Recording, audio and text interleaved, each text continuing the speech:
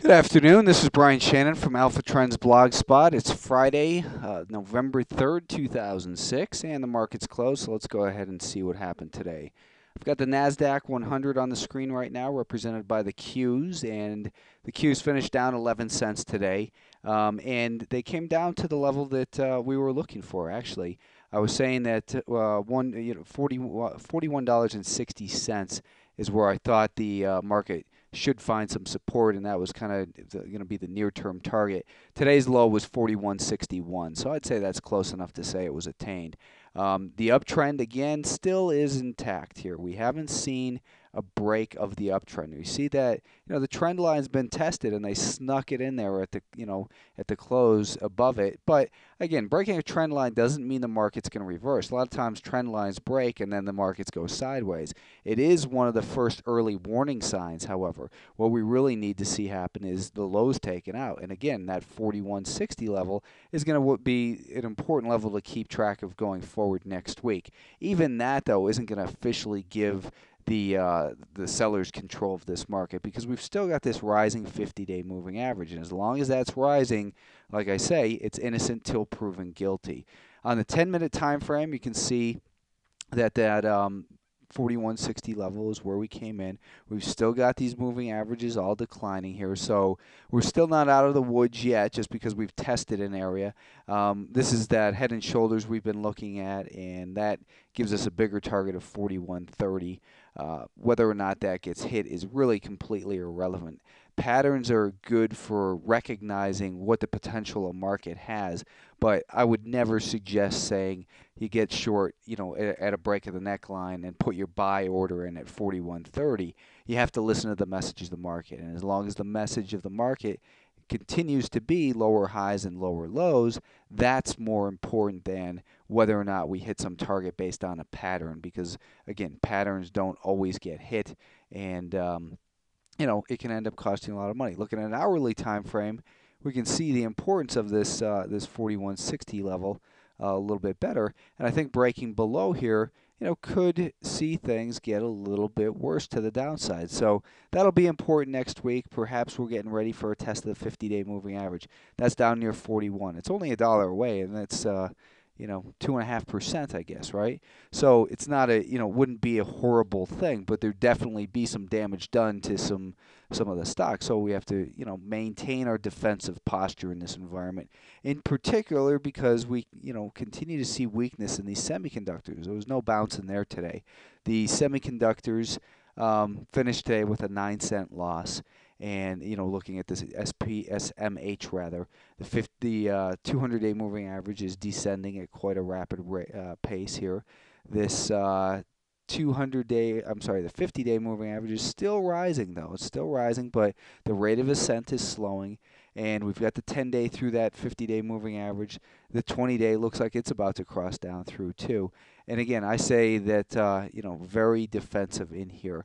What I'm thinking might be a possible scenario.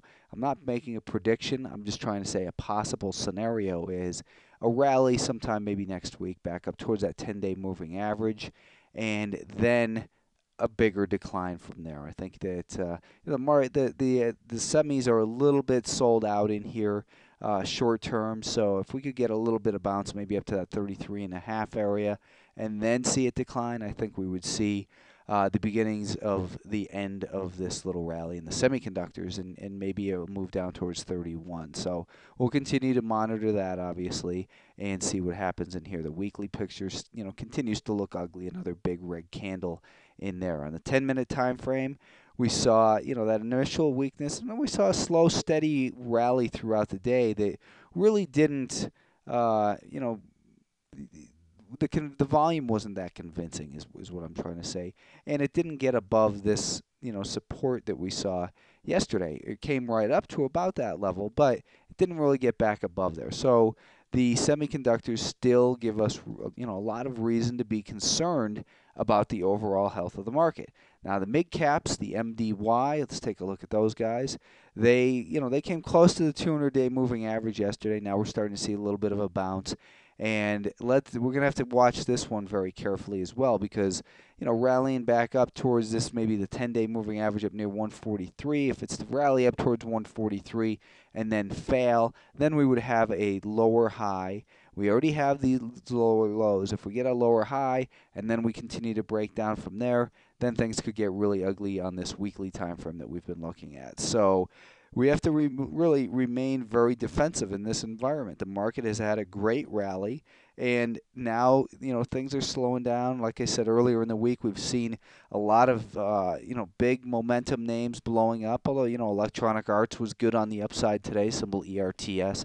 And we've seen a lot of these little speculative stocks leading the charge, and that typically comes near the end of a rally, as people start searching out for other ideas that aren't quite as mainstream, because the big stocks are all picked over, and all those stocks that we look at on Wall Street so far, I mean they're just looking really extended.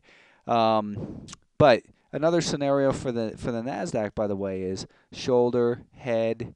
Maybe we're going to build a right shoulder, come up to about this 42.5 level, and make a lower high, and then break this 4160 level. If that were the case, well, then we would have a target $1.40 away. So $1.40 subtracted from 4160 would be $40.20. $40.20 comes in where? Right here, just at that 200-day moving average. So that's what we're going to have to keep an eye on next week. Let's go ahead and take a look at the stocks that we've been looking at, and then we'll wrap this up. UHCO, we had gotten involved in yesterday. This stock we had gotten involved above $18.65 yesterday. That occurred right here. I'd suggested you put your stop at break even, so we're out of UHCO. Scratch the trade. PCCC, this is PC Connection, and PCCC we were in yesterday at 1150. I'd suggested raising your stop at that point to 1148. Today's lows were 1150. I think that you could raise your stop maybe to 1160. So, lock in a dime basically. InfoSpace we were involved in on the short side yesterday, and we're in at 1985 as the stock broke back down right in here. After that, it failed, it rallied up to the 1995. We sold it short on weakness. And I had suggested lowering your stop to break even. So no position in InfoSpace. The stocks we looked at last night were ARRY. First of all, ARRY had suggested, that above $10 a share is where you want to get involved in this one. And the stop would go at $9.76. I think you raise your stop, let's say, to $9.82. Let's lock in another 6 cents, or protect ourselves with a little bit tighter stop in ARRY. Still looks great. There's a big short position in here, and we've got this longer term picture that really is looking very nice here on this monthly time frame. So ARRY, I'd say continue to hold it. Broadwing, a lot of people pointed out to me, and thank you for those emails, that this stock is involved in a takeover by level 3. So never mind Broadwing, forget it, scratch the trade, move on. CCJ, Cameco, the play that we were looking for in here was just a straight short below 33.65. 33.65 occurred right here, and we were going to put our stop at 33.92. I think you can leave your stop at 33.92. Cameco still looks like it's going to break down. It looks terrible here. If you're long, if you're short, it looks great. The more times this support is tested, the more likely it is to fail. And this picture is looking like a very bearish picture on the weekly time frame. So keep your stop at the same place in Cameco. INFA, Informatica, we were looking to sell this stock short below 1225. That never occurred, so there was no trade. The little stock of the day was Biomira, and I guess they reported earnings, and the earnings are out, so that danger is gone. We wanted to buy it above $1.28, so you should have purchased it at $1.29. Our stop was going to go way down here. I think you can put your stop maybe now that the stock is up to $1.32. I think you can put your stop at about $1.25. So $1.25 on the stop in Biomira.